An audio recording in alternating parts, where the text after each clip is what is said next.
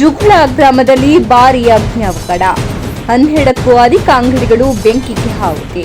Short circuit ಕಾರಣವೆಂಬ ಶಂಕೆ. Paddy ಓಣಿಯಲ್ಲಿ ಮಧ್ಯರಾತ್ರಿ 1 ಗಂಟೆಗೆ ದುರಂತ.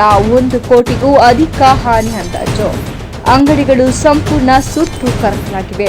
ಅಗ್ನಿಶಾಮಕ ದಳದಿಂದ ಬೆಂಕಿ ನಂದಿಸುವ ಕಾರ್ಯ. ಕಾಗವಾಡ ಪೊಲೀಸ್ ಠಾಣಾ ವ್ಯಾಪ್ತಿಯಲ್ಲಿ ಘಟನೆ.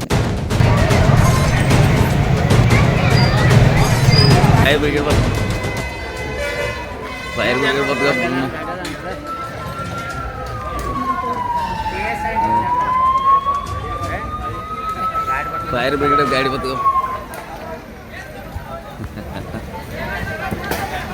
ಬೆಳಗಾವಿ ಜಿಲ್ಲೆ ಕಾಗವಾಡ ತಾಲೂಕು ಜುಗಳ ಗ್ರಾಮದಲ್ಲಿ ಭಾರೀ ಅಗ್ನಿ ಅವಘಡ ಸಂಭವಿಸಿದೆ.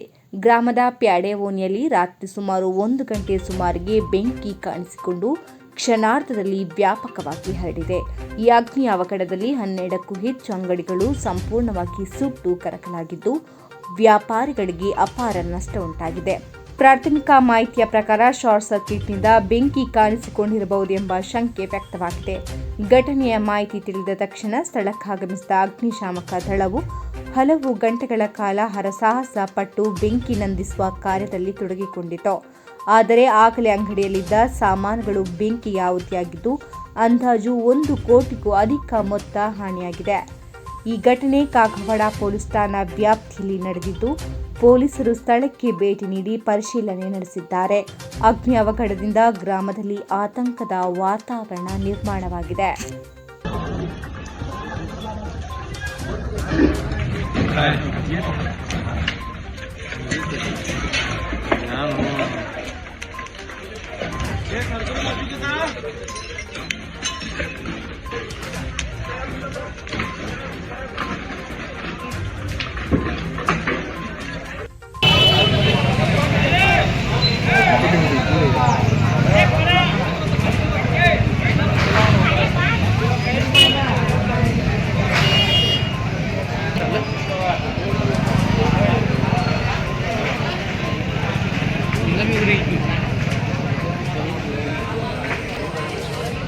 ಎಲ್ಲ ಹೋಗಿದ್ಯಾ ನಾನು